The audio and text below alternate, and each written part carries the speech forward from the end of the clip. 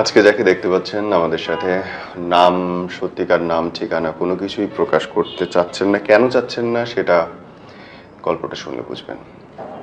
আমরা ধরে নেই আপনার নাম ইতি। ইতি, ইতি শুরু থেকে বলেন। আমি ইতি, আমার দেশের বাড়ি ব্রাহ্মণবাড়িয়া। আমার বিয়ে হয় 2019 সালে। পারিবারিকভাবে বিয়ে হয়। প্রেমের বিয়ে করার মতো সেরকম সুযোগ বা সুবিধা, সাহস কোনোটাই কখনো পাইনি। তো আমার যিনি হাজবেন্ড, উনি বেসরকারি একটা কোম্পানিতে জব করতেন, ইনফ্যাক্ট এখনো করেন। তো উনি বিয়ের পর থেকেই খুবই কম সময় দিত আমাকে। দেখা যাচ্ছে বেসরকারি চাকরি তো 14 ঘন্টা 15 ঘন্টাও ডিউটি করতো, এমনটাও আছে যে ফজরের আজানের সময় উঠে চলে গেছে নামাজ পড়ে, আবার রাত 10টা 11টায় ফিরছে, এমনটাও আছে। অনেক কষ্ট করে আর কি। তো তখন ওই সময়টাতে আমার ভেতর ওই বুঝটা কাজ করতো না যে সে বাহিরে কষ্ট করে, আমাদের জন্যই তো করে, অনেক পরিশ্রম করতো। রাতে এসে সেভাবে মানে কথা বলা বা সেরকম একটা হয় না, বিয়ের শুরুতে মানুষের যেমনটা থাকে আর কি, যে চাওয়া পাওয়াটা থাকে একটা মেয়ের, যে খুব রোমান্টিক একটা মুহূর্ত পাওয়া বা আমাকে সময় দেওয়া, আমাকে ঘুরতে নিয়ে যাওয়া, এসব কোনো কিছুই ছিল না। নর্মালি অ্যাজ ইউজুয়াল সংসার করো। তো এই বিষয়টার উপর আমার যখন বাচ্চা হয়ে যায় বিয়ের 1 বছর পর, তারপর থেকে আমি ফেড আপ হয়ে যাই। যে মনে হয় যে অ্যারেঞ্জ ম্যারেজ তো, ও হয়তো আমাকে পছন্দ করে না, যার কারণে ও আমাকে সময় দেয় না, ইচ্ছাকৃতভাবেই সময় দেয় না, এটা মনে হতো আমার কাছে। তো এটা আমি নিজের ভেতর রাখতাম, আমার খারাপ লাগতো অনেক, কখনো কাউকে শেয়ার করতাম না। তো আমি 2021 সালে আমি একটা অ্যান্ড্রয়েড ফোন কিনি। কেনার পর আমার ফেসবুক আইডিতে একটা ছেলের সঙ্গে পরিচয় হয়, আমারই জেলার। পরিচয় হবার পর ওই ছেলে তখন হচ্ছে ইঞ্জিনিয়ারিং করছে, বিএসসি, বেসরকারি একটা প্রতিষ্ঠানে। তো তখন মোটামুটি 1-1.5 মাস আমাদের নর্মালি কথা হয়। কথা হবার পর আমরা ডিসিশন নিই যে আমরা দেখা করব, দেখাও করি একদিন। তো আমার হাজব্যান্ড কখনো, ও তখন স্টুডেন্ট, আচ্ছা, আমার হাজব্যান্ড কখনো সন্দেহ করতো না, কারণ ও মনে করতো আমি যেরকম স্বচ্ছ আমার ওয়াইফও ততটাই স্বচ্ছ, অনেক বিশ্বাস করতো আমাকে। তো আমার ছেলে হওয়ার পর ওই ছেলের সঙ্গে আমার সম্পর্ক শুরু হয়। তো একদিন দুই দিন নর্মালি কথা বলতে বলতে একটা সম্পর্কে চলে যাই আমরা। তো পরে গিয়ে আমরা হচ্ছে নর্মালি 2 দিন রেস্টুরেন্টে দেখা করি, কথা বলি। একটা পর্যায়ে যে আমরা সিদ্ধান্ত নিই যে আমরা সেক্সুয়ালি অ্যাটাচড হব। তো ঠিক আছে, আমরা মোটামুটি ফার্স্ট দিন ওর এক ফ্রেন্ডের বাসায় আমরা যাই। আচ্ছা, কোথায়? এটা ছিল ওর যে ভার্সিটির পাশে, আমি নাম বলতে পারছি না সঙ্গত কারণে। ওকে। তোর ফ্রেন্ডের বাসায় মোটামুটি 1 ঘন্টা ছিলাম আমরা। তো মানে ওই সময়টাতে ওর সাথে রিলেশনের মিনিমাম 4 থেকে 5 মাস পর আমরা রুম ডেট করি আর কি। তো ওই সময়টাতে এমন একটা অবস্থা ছিল আমার, আমি ওই ছেলেটাকে ছাড়া কিছুই ভাবতে পারতাম না। না সংসারের দিকে খেয়াল, না স্বামীর দিকে খেয়াল, না বাচ্চার দিকে খেয়াল, আমি কিছুই ভাবতে পারতাম না। তো একটা পর্যায়ে গিয়ে মোটামুটি 1 বছর এভাবে আমাদের কন্টিনিউ হয়। রেগুলার মানে রেগুলার বলতে দেখা যাচ্ছে মাসে 2-3 বার আমরা মিট করি। আচ্ছা। হয়তো বয়ফ্রেন্ডের বাসায়, না হয়তো বা দেখা যাচ্ছে আমার হাজবেন্ড অনেক সময় বাসায় থাকতো না সেই টাইমটাতে। আর আমি বলে রাখি, আমি বাসা ভাড়া থাকতাম। তো সেই ক্ষেত্রে আমার জন্য মানে সুযোগ হয়ে যেত আর কি। তো পরবর্তীতে 1 বছর রিলেশন কন্টিনিউ করার পর আমি ওকে বলি যে আমরা বিয়ে করি। তখন ও হচ্ছে বলে যে মানে পারিবারিক যে ইস্যু এটা দেখায়, যে এখন তো এই মুহূর্তে বিয়ে করতে পারবো না, পারিবারিক প্রবলেম হবে, বা হচ্ছে তোমার তো ইয়া আছে, মানে বাচ্চা আছে, হাজবেন্ড আছে, তো সেই ক্ষেত্রে কিভাবে কি করব আমি। আর এর মধ্যে আপনার হাজবেন্ডের সঙ্গে আপনার রিলেশন কেমন? আমি এই সময়টাতে আমি মেনটেন করে চলতাম। মানে এক পর্যায়ে মানে অভিনয় করা। হাজব্যান্ডকে কখনো বুঝতে দিতাম না আমার মনের ভিতর কি আছে, কারণ সে তো টোটালি আমাকে সময় দিত না, যার কারণে হচ্ছে ও কখনো এগুলো নিয়ে ফেরাক ছিল না, বা ওর ভিতর কখনো সন্দেহ সৃষ্টি হয়নি, বা সন্দেহ করবে এমন কোনো কাজ আমি করতাম না, বা ও আমার ফোন কখনো ঘাটাঘাটি করতো না। উনি কি কখনো বুঝতে পারছে যে আপনার মধ্যে কোনো পরিবর্তন আসতেছে কিনা, নাকি আপনি সেটা বুঝতে দেন নাই ওরে? না, আমি ওটা কখনো ওকে বুঝতে দেয়নি। আচ্ছা, আমি টোটালি মেনটেন করে গেছি ব্যাপারটা। ওকে। কারণ ও যখন বাসায় থাকতো 2-1 দিন বা হঠাৎ করে ছুটি কাটাতো খুব রেয়ার, মাসে 1 দিন অথবা 2 দিন। তো তখনও হচ্ছে আমি ওই দিন ফোনের কাছে যেতাম না, ফোনটাকে টোটালি রেখে দিতাম, হয়তো বা সুইচ অফ করে রাখতাম, আর তা না হলে ওকে বলে রাখতাম যে আমার হাজব্যান্ড বাসায় থাকবে, ফোন দিও না, যেমনটা হয় আর কি নর্মালি, আগে থেকে সতর্ক করে দাও। তো দেখা যাচ্ছে যে হাজব্যান্ড একদিন বাসায় আছে, ও ফোন দিত না, আমিও ফোনের কাছে যেতাম না, এরকম। আর কনভারসেশন তো সবকিছু ডিলিট করে দিতাম। মানে উনি অফিস থেকে ফেরার আগে হ্যাঁ, ক্লিয়ার করে রাখতেন। জি। তো একটা পর্যায়ে গিয়ে যখন বিয়ের কথা বলি, তখন ও হচ্ছে আমার যে স্বামী সন্তান তাদের অজুহাতটা দেখাতে শুরু করে। অজুহাত, তখন তো আপনি বিবাহিত থেকে আবার বিয়ে করার প্ল্যান করেন, মানে কিভাবে? মানে আমার কাছে তখন মনে হতো যে না, ও আমাকে সত্যি সত্যি অনেক ভালোবাসে। এটা ওই যে ও আমাকে সময় দিচ্ছে, আমি যখন যা বলি তখন তাই করতেছে, এটাতে কিন্তু সে তো তখন বেকার, তার তো সময় অন্যখানে দেওয়ারও নেই। হ্যাঁ, তার তো, আমি তো তখন এটা বুঝতে পারিনি যে তার কাছে তো এখন হিউজ টাইম, সে তো বেকার, সে তো কিছু করে না, সে তো আমাকে 24 ঘন্টাই সময় দিতে পারবে। আর আমার হাজবেন্ড যে জব করে, সেক্ষেত্রে ও আমাদের জন্য কষ্ট করতেছে, ও সময় দিতে পারে না, এটা একটা লজিক আছে, এই লজিকটা আমি তখন বুঝতাম না।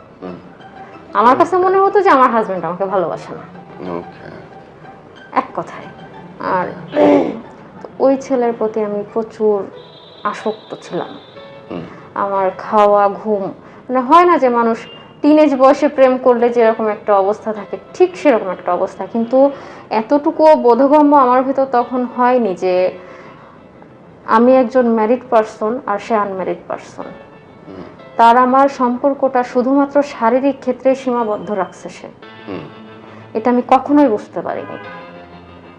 আমি তাকে নিয়ে ফিউচার প্ল্যান করছি, কিন্তু সে করে নাই, এবং সে করবেও না, এটা পরবর্তীতে বুঝতে পারছি। কারণ আমার প্রথম বুঝটা আসে আমি জানতাম যে ও শুধুমাত্র আমার সঙ্গে রিলেশন করে, এবং সেটাও প্রমাণ করার চেষ্টা করতো। কিন্তু এর মধ্যে কি আপনি বিয়ের জন্য প্ল্যান করে ফেলেছিলেন? হ্যাঁ, যে আমি ওকে বিয়ে করব, আমার হাজবেন্ডকে আমি ডিভোর্স দিব, আর বাচ্চা হচ্ছে আমার পরিবার মোটামুটি ওয়েল সেটেলড।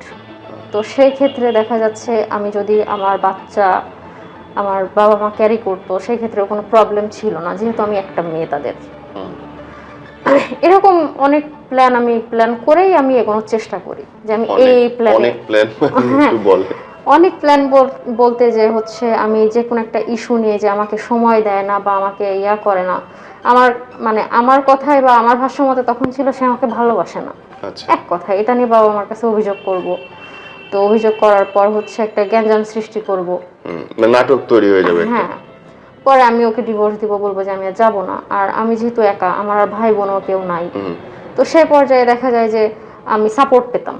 আমি যদিও করতাম, আমি সাপোর্ট পেতাম, এটা আমি জানি, কারণ আমার চোখের পানি দেখলে আমার বাবা মা ঠিকই তখন হচ্ছে বাধ্য হইতো, এক কথায় সহজে নিত না, তবে বাধ্য হইতো। তো এই টাইপের প্ল্যান করি আমি, যে এইভাবে ওকে আমি স্মুথলি ছেড়ে আসবো। কিন্তু মানে একদিন আমি হচ্ছে ওর সঙ্গে পার্কে গিয়ে বসছিলাম, তো পার্কে গিয়ে বসার পরে আমি হচ্ছে হঠাৎ করে ওর মূলত ফোনে যে পাসওয়ার্ড, ওটা কিন্তু আমি জানতাম না, ওই ছেলের তো পাসওয়ার্ড জানতাম না। তো হঠাৎ করে হচ্ছে একটা মেসেজ আসে মেসেঞ্জারে, তো হয় না ফোন লক থাকলেও অনেক সময় স্ক্রিনের উপর ভেসে উঠে, তো ওরকম কিছু একটা অসঙ্গত কথা ভেসে উঠে, লেখাটা ভেসে ওঠার পর ও তখন হচ্ছে পানি আনতে গেছিল, পার্কে বসেছিলাম, আমাকে বসে ফোনটা পাশে রেখে পানি আনতে গেছিল। তখন আমি বাবুসোনা টাইপের একটা অসঙ্গত কথা একটা মেইলি আইডি থেকে ভেসে ওঠার পর ওটা দেখে আমি খুব শকড ছিলাম। তো ওই দিন ওর সঙ্গে আমার জ্ঞানজামও হয়। আমি ওকে বলছিলাম যে আমি হচ্ছে তোমার ফোনের লকটা খুলে আমি দেখতে চাই। বা আমার আইডির পাসওয়ার্ড আমি তোমাকে দিছি, তুমি কেন তোমার আইডির পাসওয়ার্ড আমাকে দিবা না। এটা নিয়ে অনেক গ্যাঞ্জাম হয় ওর সঙ্গে ওই দিন আমার। হবার পর আমি বাসায় আসি, কান্নাকাটি করি, কিন্তু কাউকে বুঝতে দিই না। তো ওই দিন আবার আমার হাজব্যান্ড রাতে আমাকে বলে যে তোমার কি হয়েছে, মন খারাপ কেন? ওই দিন বেশ মন খারাপ ছিল আমার, থাকবে এটা স্বাভাবিক, 1-1.5 বছর পরে গিয়ে যদি হঠাৎ করে, কারণ 1-1.5 বছর আমি স্মুথলি, আমি কাউকে কখনো বুঝতে দিই নাই, না শ্বশুর বাড়ির কেউ, না হাজব্যান্ড, না বাবা মা। আমি আমার মতো করে মনে মনে মনে মনে আমি যা করছি করছি মনে মনে। তো মন খারাপ ছিল, তারপরেও কি যে হয়েছিল আমার আসলে আমি জানি না, আমি ওকে মাফ করে দিই। ও আমাকে সরি টরি বলে, আমি মাফ করে দিই। বাহ, মাফ করে দেওয়ার পর কি ভালো। একটা পর্যায়ে গিয়ে দেখা যাচ্ছে আবার আমাদের কনভারসেশন শুরু হয়। এইভাবে মোটামুটি 2 বছর পার হয়ে যায় আমাদের। যখন 2 বছর হয়ে যায় তখনও দেখতাম শুধু যখনই বিয়ের কথা বলতাম আমার স্বামী সন্তানের কথা বলতো, আচ্ছা, তাদের কথা বলতো, তাদের কথা বলতো। একটা পর্যায়ে গিয়ে মনে হয় যে আমি হচ্ছে আমার হাজবেন্ডকে মেরে দিব। মেরে দিব মানে? মেরে দিব বলতে মানে কোন একটা প্ল্যানিং করে তাকে হচ্ছে মেরে ফেলবো। এটা হচ্ছে আমার আমার একটা কাজিনের সঙ্গে আমি এটা প্ল্যান করেছিলাম। মানে আপনার কাজিন জানতো এটা? হ্যাঁ, আমার একটা কাজিন ছিল, ও জানতো। সে ছেলে ছিল, ও জানতো যে আমার হচ্ছে রিলেশনের কথা শুরু থেকে শেষ পর্যন্ত, মানে কেউ না কেউ তো পাপের সাক্ষী হয়। সাক্ষী হয়। তো সেই ক্ষেত্রে দেখা যাচ্ছে ও সব জানতো, আর আমি হচ্ছে যখনই দেখা করতে যেতাম ও কিন্তু আমাকে হেল্প করতো। দেখা যাচ্ছে অনেক সময় বাসা থেকে বলতে পারে তুমি কোথায়, বা হচ্ছে আমার বাড়ি থেকে খোঁজ আসতে পারে যে আমি কোথায়, বা সন্ধ্যা হয়ে গেছে বা রাত হয়ে গেছে কেন ফিরতেছি না। তো সেই ক্ষেত্রে দেখা যাচ্ছে ও আমাকে সাপোর্ট দিত। হ্যাঁ, তো তো সব কিছু মিলাই আমি ওর সঙ্গে প্ল্যান করি।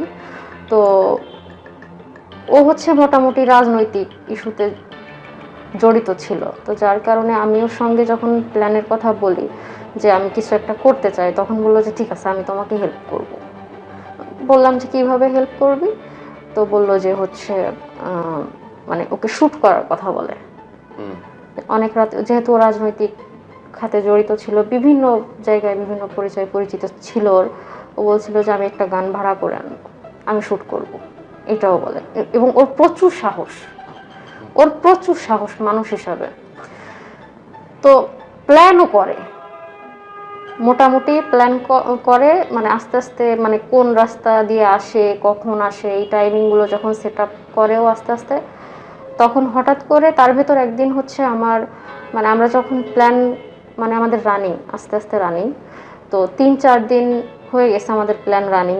তো 3-4 দিন পর হঠাৎ করে আমার হাজব্যান্ড হচ্ছে ছুটি কাটায় একদিন বাসায় ছিল। তো আমি কিচেনে ছিলাম, রান্না করতেছি, তো হঠাৎ করে আমি রুমে আসছি, মানে রুমেও আসি নাই, দরজার কাছে ঢুকবো আর কি, তখন দেখি আমার ছেলের সঙ্গে খুব খেলাধুলা করতেছে, মজা করতেছে। তো হঠাৎ করে তখন আমার মনে হলো যে আমি কি যা করতেছি কি আসলেই ঠিক কাজ করতেছি? কারণ আমি যদি কোনো একটা ঘটনা ঘটাই, ভুলবশত যদি কোনো একটা ঘটনা ঘটাই, ছেলেটা তার বাবা হারাবে, মাকেও হারাবে। যদি বলি মাকে কিভাবে হারাবে, তখন কেন জানি না কিভাবে, এটা আল্লাহ পাকের অশেষ রহমত, আমার ভিতরে একটু বোধগম্য সৃষ্টি হয় যে আমি এতদিন ধরে আমার সর্বস্ব দিলাম, আমি যাকে ভালোবাসি আমার দেহটাও দিয়ে দিলাম, কিন্তু সে শুধু আমাকে অজুহাত দেখায়, স্বামী সন্তানের অজুহাত দেখায়। তো আজকে যদি আমি আমার হাজব্যান্ডকে মেরে দিই, কোনো না কোনোভাবেই প্রমাণ থেকেই যাবে, এবং কোনো না কোনোভাবে আমি ধরা খাবো। তো সেখানে আমার হাজব্যান্ড তো দুনিয়াতে থাকবে না, আমার বাচ্চাটার কি হবে জানি না। যদি সে এই পরিচয়ে পরিচিত হয়ে বেড়ে উঠবে যে সে হচ্ছে একজন খুনির সন্তান, আর তৃতীয়ত আমিও তো ভালো থাকতে পারবো না। কারণ আমাকে যখন অ্যারেস্ট করা হবে বা আমাকে নিয়ে যখন কোর্ট কাচারি চলবে, তখন তো আমি আমার বয়ফ্রেন্ডকে আমার পাশে পাবো না। হঠাৎ করে আমার ভিতর এই থিঙ্কটা কাজ করে যে আমি কি করতেছি, আমি একটু ভাবি আমি কি করতেছি, আসলে আমার একটু ভাবা উচিত, আর একবার ভাবি। যে আমি কোন দিকে যাচ্ছি আসলে, আমি যে সিদ্ধান্তটা নিচ্ছি। কারণ এখনো পর্যন্ত এমন কোনো অপরাধ নাই যেটা সামনে আসে নাই। সব কিছু বের হয় কোনো না কোনোভাবে 1 বছর, 3 বছর, 5 বছর, 10 বছর পরেও, এবং আমরা বিভিন্ন সংবাদ মাধ্যম, গণমাধ্যমগুলোতেও দেখে থাকি যে কোনো না কোনোভাবে 10 বছর পরের কেসগুলো সামনে চলে আসে হঠাৎ করে, কোনো না কোনো ভুলের কারণে। কিংবা আমি যে সাক্ষী রাখছি, আমার যে কাজিন আছে, সে যে এই কাজটা করবে, হতেও তো পারে কোনোদিন ওর সাথে আমার কোনোদিন গ্যাঞ্জাম হলো, ওই কথাটা বলে ওরে রাজি করেছিলেন কেমনে বলেন তো? এর মধ্যে কোনো ঘটনা আছে আমার মনে হয়। হ্যাঁ, এর ভিতরে একটা ঘটনা আছে। ও হচ্ছে যখন রিলেশন করে, তো ওর রিলেশনে আমি অনেক সাপোর্ট দিতাম। আচ্ছা, এইটার পরিপ্রেক্ষিতে ও আমাকে সাপোর্ট দিত। বাহ, কি দারুণ সাপোর্ট ব্যবস্থা। সবকিছু মিলিয়ে আমি তখন ভাবি যে আমার দিক থেকেও যদি কখনো প্রকাশ না পাই, ও হয়তো বা কখনো না কখনো বলে দিবে কাউকে, তখন আমি আর বাঁচতে পারবো না। কারণ আমাকে থাকতে হবে কোথায় আমি নিজেও জানি না, আর আমার বাবা মা, আমার কোনো ভাই বোন নাই, অসহায়ের মতো জীবনযাপন করবে, তাদের তো আর কিছুই থাকবে না দুনিয়ার বুকে। তো অনেক কিছু, তখন আমি 2 বছরের হিসাব মিলাই যে বিগত 2 বছরে তো সে যদি আসলেই আমাকে চাইতো, বিগত 2 বছর যাবৎ যথেষ্ট, সে তো বেকার ছিল, তাকে আমি যথেষ্ট মানি সাপোর্ট দিয়েছি, সেটা আমার বাবার থেকে নিয়ে হোক আর আমার সংসার থেকে নিয়ে হোক, আমি তাকে মানি সাপোর্ট দিয়েছি।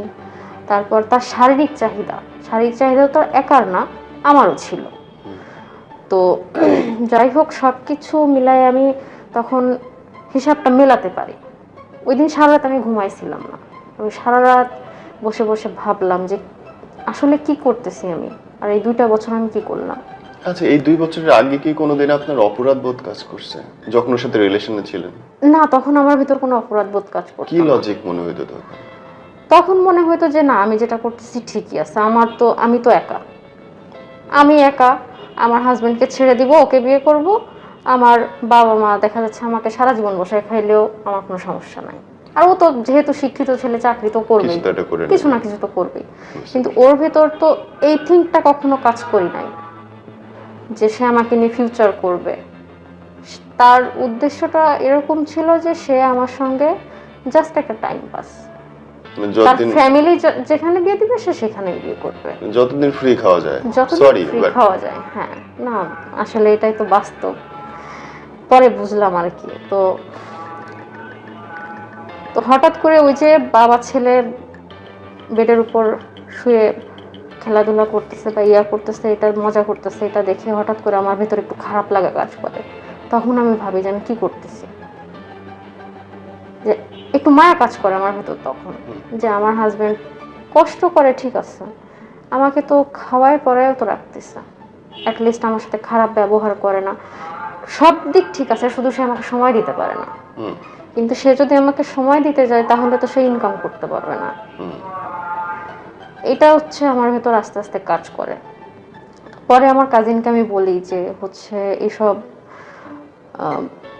অপরাধে জড়ানোর দরকার নাই, দেখি আমি কয়েকটা দিন সময় নিই, আমাকে একটু ভাবতে দে, আমি একটু চিন্তায় আছি, আমাকে ভাবতে দে কি করতে পারি, তারপর আমি তোকে জানাবো যা হয়। পরে আমি ওই ছেলেকে ফোন দিয়ে আমি যে মনে মনে এটা প্ল্যান করছি এটা কিন্তু ও জানতো না। আমি কিন্তু কখনো, আমি আর আমার কাজিন ছাড়া আর কেউই জানতো না। পরবর্তীতে আমি হচ্ছে ওকে ট্রাই করার জন্য, আমি এই 2 বছরে কখনো ওকে ট্রাই করিনি, আমি 2 বছর পরে এসে ওকে ট্রাই করি যে তুমি সত্য কথা বলো আমার সাথে, মিথ্যা বলার কিছু নাই, যে তুমি আসলে আমাকে বিয়ে করতে পারবা কিনা, মন থেকে সত্য কথা বলো। তোমার কাছে যদি মনে হয় যে আমি মেয়েটা কখনো অনেস্ট ছিলাম তোমার প্রতি, তুমি সত্য কথা বলো, আমি কিচ্ছু মনে করবো না। পরে বলে যে দেখো, আমি তো তোমাকে আসলে বলতে পারি না, আমার ফ্যামিলি যেখানে বিয়ে দেবে সেখানে বিয়ে করা ছাড়া আমার কোনো অপশন নাই। তো তখন বললাম যে তাহলে তুমি আমার সাথে কেন এটা করলে? বললো যে আমি তো একা করি নাই, তুমিও তো করেছো। তো সেখানে আসলে ওকে বলার মতো কোনো উত্তর আমার কাছে ছিল না। ও ওকে বলার মতো কোনো উত্তর, যেহেতু আমি সুযোগ দিয়েছি বলে ও সুযোগ পেয়েছে, আমি সুযোগ না দিলে ও সুযোগ পেত না। তখন মোটামুটি অনেকটাই বোধগম্য হয় আমার শক্ত হয়েছেন ততদিনে। যে আমি যা করছি, যা চিন্তা ভাবনা করছি সব ভুল। একজন অবিবাহিত পুরুষ কখনো একজন বিবাহিত মেয়েকে বিয়ে করবে না, এটা সম্ভব না। আর আজকে যদি আমার ভেতর আল্লাহ পাক সেই বোধ শক্তিটুকু না দিত, আমি যদি একটা অপরাধ করে বসতাম, তো আজকে আমাকে হয়তো বা জেল হাজতে থাকতে হতো, কি হয়তো না হয়তো জানি না। এক কথায় যে ভালো থাকার জন্য কাজটা, মানে আমার কাছে মনে হচ্ছিল যে আমি ভালো থাকবো এটা করতে পারলে, আসলে এটাকে ভালো থাকা বলে না, আমি ভালো থাকতে পারতাম না। আর এটা আদৌ কখনো সম্ভব না, কারণ এরকম বহু ক্রাইম আমরা দেখি, গণমাধ্যমগুলোতেও দেখি, বাস্তব চিত্র যেগুলো, যে আর কি হাজবেন্ডকে হত্যা করছে মেয়েরা, বা হচ্ছে বাচ্চাকে হত্যা করছে। কিন্তু আমার ভেতর তখন কাজ করে যে এটা খুবই রেয়ার, হয়তো বা 100 জন বা 1000 জন পুরুষের ভেতর একজন পুরুষই আছে যে প্রেমিকার জন্য বউকে হত্যা করে। কিন্তু এরকম মেয়েরা আছে 1000-এর ভেতর হয়তো বা 300-400 আছে যারা হচ্ছে বয়ফ্রেন্ডের জন্য হাজবেন্ডকে হত্যা করে বা সন্তানকে হত্যা করে। তো সেই দিক থেকে দেখলাম যে না, পুরুষ মানুষ যেটা করে অনেক চিন্তা ভাবনা করেই করে, আর আমরা মেয়েরা যেটা করি আবেগে পড়ে যে কত নিচে নেমে যাই আমরা, এর কোনো ঠিক ঠিকানা নাই, আমরা এতটা নিচে নেমে যাই। অনেক বড় একটা বিপদ থেকে আপনি নিজেরে উদ্ধার করে নিয়ে আসতে পারছেন, মানে আল্লাহর কাছে শুকরিয়া। আমি চাই যারা এখন দেখছে তাদের জন্য যদি আপনি কিছু বলেন, সেই সব মেয়েদের জন্য, ছেলেদের জন্য। হ্যাঁ, যারা, যে সমস্ত আপুরা বা ভাবিরা আপনারা যারা পরক্রিয়া করেন, আমিও করেছি এক সময়, তো আপনারা এটা একটু ভাববেন ডিপলি যে আপনি যেটা করতেছেন আসলেই কি ঠিক, আপনি যেটা ভাবতেছেন আসলেই কি এটা সঠিক। মানে আমি সব সময় যেটা ভাবি সেটা সব সময় সঠিক হবে এমনটা কিন্তু না। আর আমরা মেয়েরা ভুলবশত এই যে হত্যা করে ফেলি, পরকীয়ার জেরে পড়ে সংসার নষ্ট করি, কি লাভ হয়? আমরা তো ভালো থাকতে পারি না। যে ভালো থাকার জন্য আমরা এত কষ্ট করি, সেই ভালোটাই আমরা পাই না শেষে গিয়ে। সেই মানুষটা, যে মানুষটার জন্য এত যুদ্ধ করি, যাই করি, সেই মানুষটাই কিন্তু শেষে গিয়ে হাত ছেড়ে দেয়, সে কিন্তু তার পরিবারের দিকে চলে যায়। তাহলে সে যদি তার পরিবারের দিকে যেতে পারে, তাহলে আমি কেন আমার পরিবারের দিকে থাকবো না? তো এটাই হচ্ছে সবার উদ্দেশ্যে আমার কথা, যে আবেগে পড়ে কেউ কখনো এমন কোনো কাজ করবেন না যাতে করে জীবনটা, বিশেষ করে আপনার জীবনটা নষ্ট হয়ে যায়। কারণ আপনি আজকে একটা অপরাধ করবেন, কোনো না কোনোভাবে সেটা প্রকাশ পাবেই, এটা আপনি কোনোভাবে চাপায় রাখতে পারবেন না। কারণ প্রেমের সাক্ষী আর অন্যায়ের সাক্ষী কেউ না কেউ থাকেই। আর এখনকার সময়ে যদি কাউকে নাই বা বলি, এখন তো আমরা যা করতেছি, আমরা কোথায় যাচ্ছি, কার সাথে কথা বলতেছি, সবই সার্ভারে থাকে। এখন তো আধুনিক যুগ, এখন আরো ইজি ধরা। আমার পাশের একটা ব্যক্তি বসে আছে, সে যদি আল্লাহ পাক না করুক কোনো একটা ইনসিডেন্ট হয়, মারা যায় বা অসুস্থ হয়ে পড়ে, সবার আগে এসে পুলিশ এসে কি করবে? আমার ফোন ট্র্যাক করবে, আমার ফোনের সার্ভারটা চেক করবে কি অবস্থা। কোনো কিছু ডিলিট হয় না, কোনো কিছুই ডিলিট হয় না সার্ভার থেকে। সুতরাং সবসময় এটা মাথায় রাখবেন যে আল্লাহ পাক যেমন উপরে সবসময় আছে, সব কিছু দেখে, তো সার্ভারও আমরা যা করতেছি সবই তার নজরে আছে। সুতরাং আপনারা কখনো এই ভুলটা করবেন না, এবং যতটা সম্ভব পরকীয়া থেকে দূরে থাকার চেষ্টা করবেন। আমার ধারণা আপনারা বুঝতে পেরেছেন আমি শুরুতে কেন বলেছিলাম নাম ঠিকানাটা বলতে চাই না। উনি হয়তো ফিরে এসেছে, কিন্তু অনেকেই হয়তো ফিরে আসেন নাই। উনি হয়তো বড় একটা ক্রাইম থেকে নিজেকে রক্ষা করতে পেরেছে, হয়তো অনেকেই পারেন নাই। আমরা চাই উনার জীবনের এই সত্যি গল্পটা অন্য অনেক মানুষের জন্য সত্যি শিক্ষা হয়ে উঠুক। শেয়ার দিস ভিডিও, হয়তো অনেকে রক্ষা পাবেন।